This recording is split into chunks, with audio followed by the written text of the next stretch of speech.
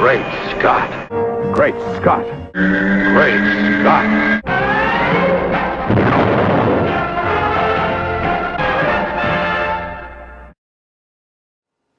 Hello everyone and welcome to Great Scott. I'm Scotty V. It's good to see you. Last week saw the introduction of Supergirl #1, again for the second time in not too many years, drawn by Mahmoud Asrar. Now in general I've been really enjoying the new artwork of the new 52, at least of the books I'm reading. I even picked up Resurrection Man #1, a character I've never had any interest in or known too much about, based on some solicits I saw online of what the art would look like. The cover wasn't great, but the art inside was spectacular, and I love the story. Most of the books I've been reading are the Superman family books, and Supergirl #1 is no exception. Mahmoud Asrar has done a spectacular job with most of the action scenes in the book. In fact, what I've been hearing complaint-wise from most fans is that there really isn't much to read in this book, and it's mostly just a fight.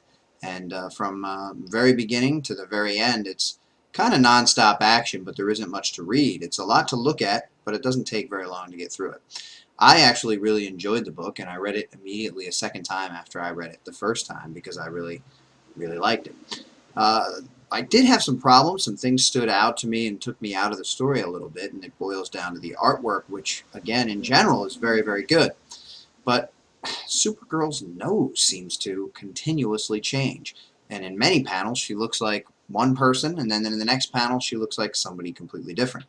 For instance, on page 3, which is our first look at Supergirl climbing up out of the hole that's been caused by her crashing ship or meteor or whatever it is she arrived on or in, she's looking downward, and so we as the camera are looking down on her head, and a nose looks fairly normal. On page 4, the splash page where the title appears, in general the whole page looks okay, but her face looks a little weird, but she does look like a kid, kind of adolescent-ish. Her nose, though, is kind of fat and wide.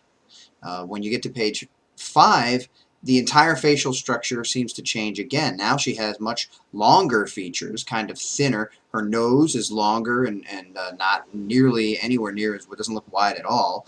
And then back at the bottom of the same page, her face gets rounder again, her eyes get rounder again, and she looks younger once again.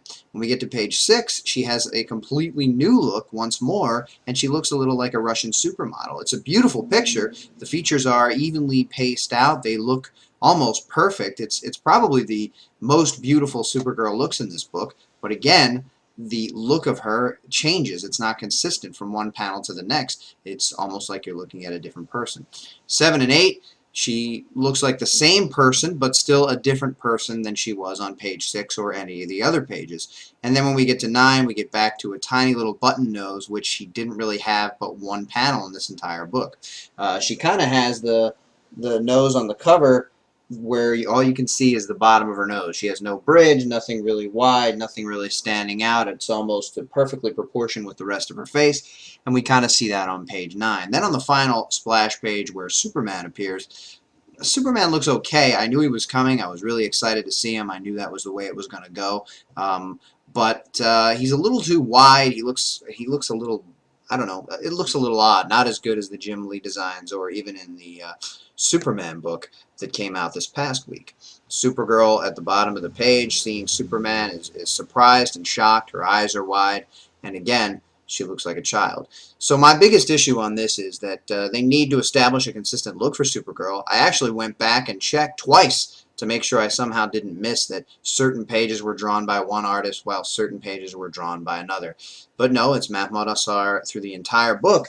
And if you look here, even on the cover, she looks great, but she looks different than at any other point in the book. And I'm not sure why the same artist couldn't draw consistently from one page to the next. The story, though, was pretty exciting. I liked Supergirl showing up. The one thing that bothered me story-wise was that she's already wearing her uniform from Krypton and therefore won't be emulating her cousin Superman, where in fact he's going to be emulating her even though he doesn't know it.